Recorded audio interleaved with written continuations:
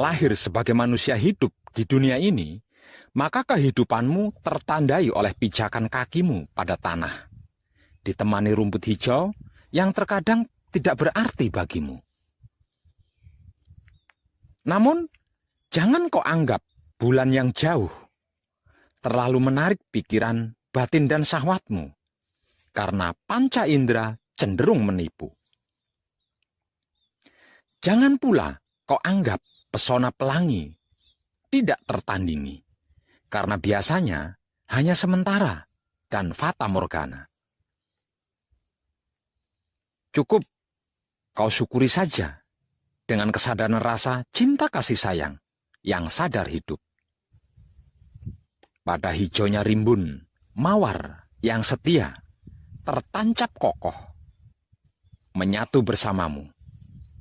Walau kadang mawar itu harus melukai, karena memang ia tercipta berduri. Menang kalah, baik buruk, salah benar, siang malam adalah pesona dunia yang pasti berpudar dalam irama waktunya masing-masing. Permainan dunia serupa senja yang akan hilang tertelan kelam. Dan malam kelam pun akan sirna tergantikan pesona hangat sang surya. Nikmati dengan pikiran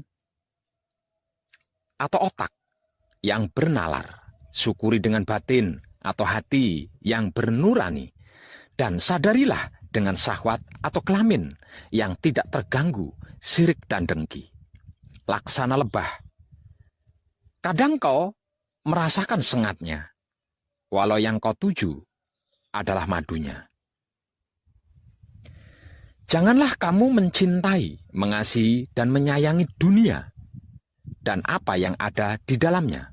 Jikalau orang mencintai, mengasihi, dan menyayangi dunia dan isinya, maka cinta, kasih sayang akan romo tidak ada di dalam putra itu. Bila kita pernah menanam benih dan menyaksikan ilalang bertumbuh di sekelilingnya, maka kita mengerti, memahami, bahkan mengetahui bahwa ilalang tidak serta-merta mendesak keluar dari tanah dan segera ganas mengganggu tanaman.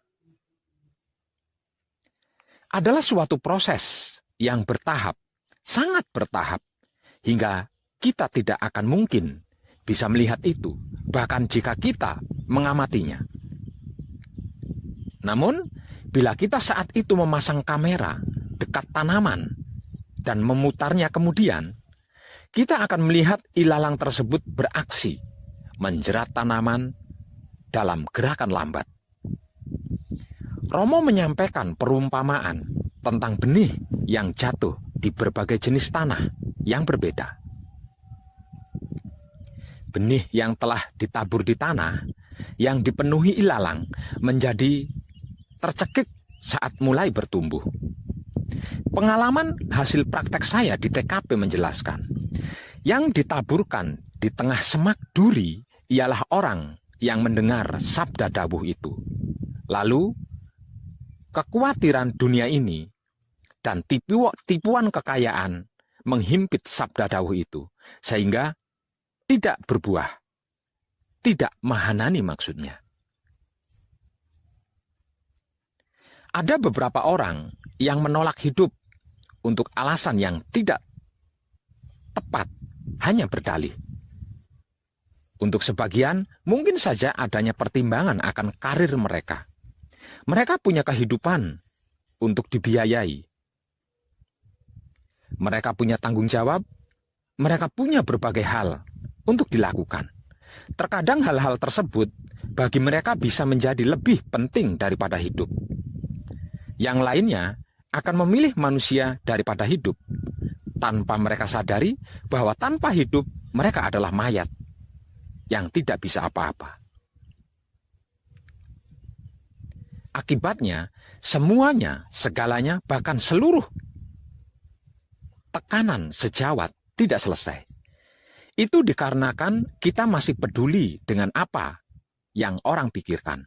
Kita masih ingin orang menyukai kita. Kita mau mereka menerima kita. Terkadang bahkan kita membuat kompromi terburuk yang bisa dibayangkan karena ketakutan akan apa yang orang lain pikirkan. Tetapi jika kita melepaskan beberapa teman atau suatu posisi atau beberapa kesenangan atau hal lain untuk Romo, atau katakan demi Romo, ketahuilah ini, Romo akan menggantikannya bagi Putro lebih daripada itu.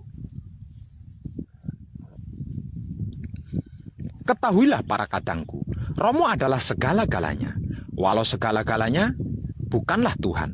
Contoh, saya juga adalah bagian dari segala-galanya itu, dan saya bukan Tuhan.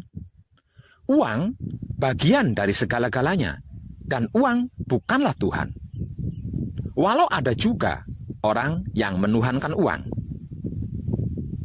Karena Tuhan adalah segala-galanya, maka agama pun tidak penting bagi Tuhan. Agama pun bagian dari segala-galanya. Namun agama bukan Tuhan itu sendiri. Dan agama pun kalah penting bagi manusia dibandingkan dengan Tuhan itu sendiri. Itulah mengapa jangan menuhankan apapun, termasuk jangan menuhankan agama. Dan jangan mengagamakan Tuhan, karena Tuhan pencipta segala-galanya, termasuk yang menciptakan agama untuk mengenalkan dirinya. Dan bagaimana manusia dan segenap makhluk semestinya bersikap terhadapnya. Bukankah begitu? Bahwa agama tidak lebih penting dari Tuhan, itu benar. Tetapi menafikan agama juga merupakan perilaku yang perlu direnungkan kembali dengan kesadaran rasa cinta kasih sayang hidup. Sepeda motor, mobil, dan pesawat tidak lebih penting dari Tuhan. Itu juga benar. Namun tidak berarti manusia tidak memerlukan sama sekali kendaraan tersebut. Demikianlah dalam menentukan pilihan kendaraan, demikianlah dalam menentukan pilihan kendaraan tersebut haruslah realistis, sesuai dengan kemampuan, keadaan, dan tujuannya.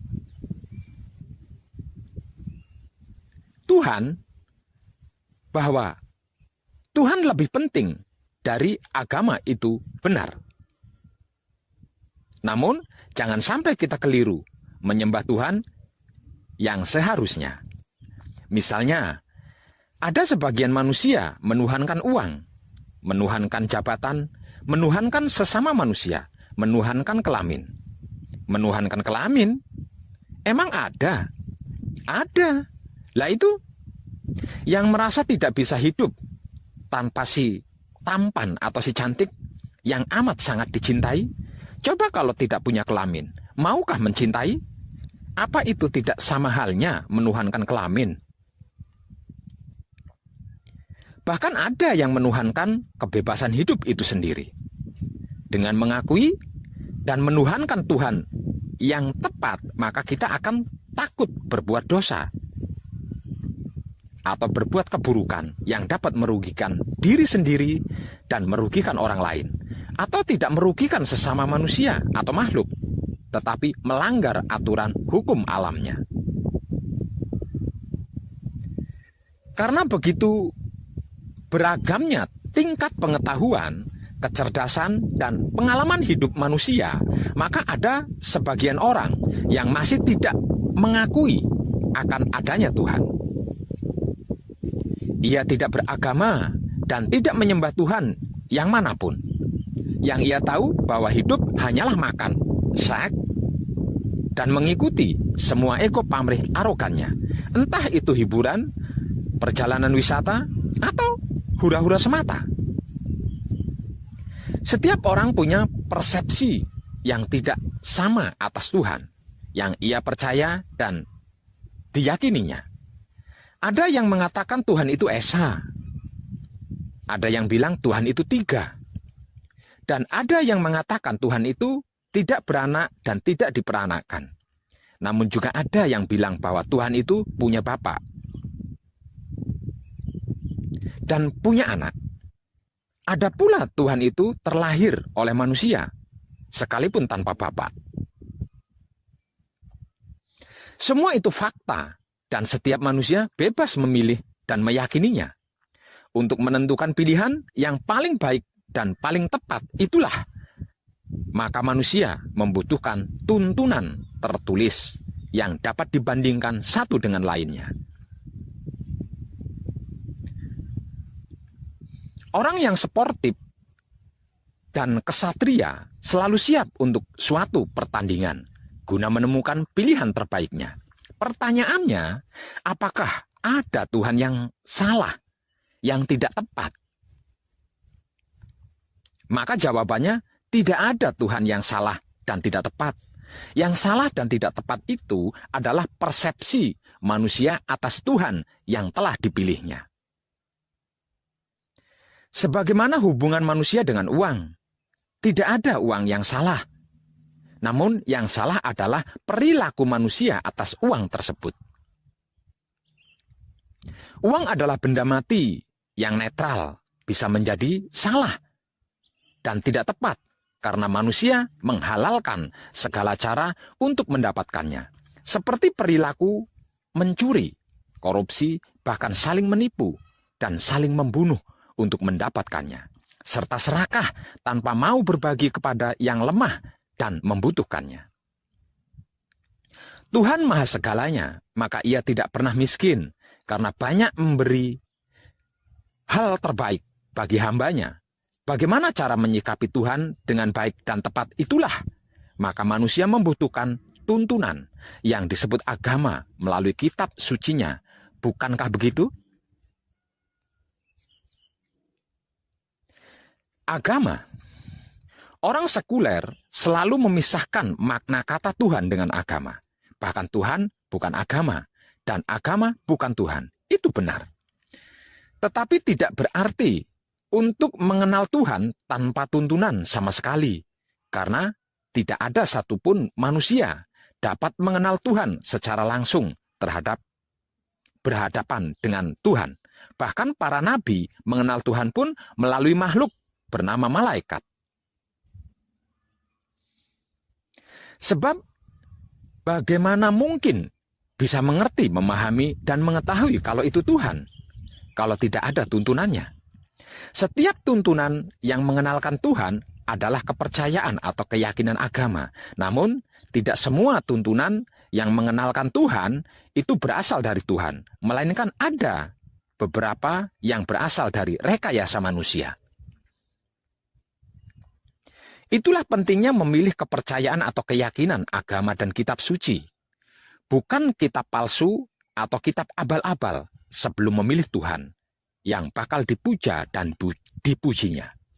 Agama yang baik dan tepat adalah agama yang mengenalkan Tuhan melalui kitab tertulis yang bisa dibandingkan dengan kitab tertulis lainnya.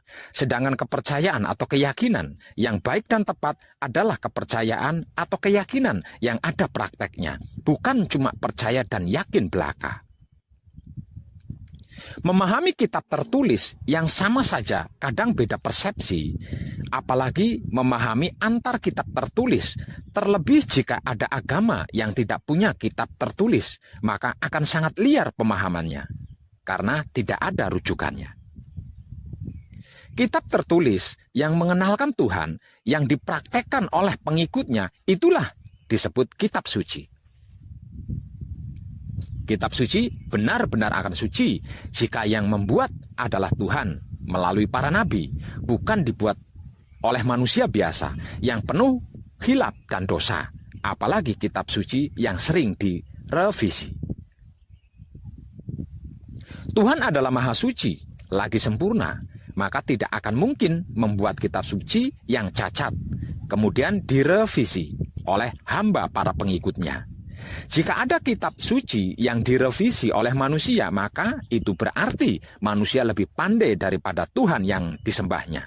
Jika itu terjadi, maka akan sangat aneh. Mestinya Tuhanlah yang wajib berterima kasih pada manusia yang telah menolongnya Bukankah begitu? Pilihan. Setiap manusia punya kebebasan dalam memilih. Namun setelah memilih, ia harus konsekuen terhadap pilihannya itu. Tidak bertuhan atau ateis saja dibolehkan bagi negara tertentu, di tempat tertentu, apalagi sekedar beda agama.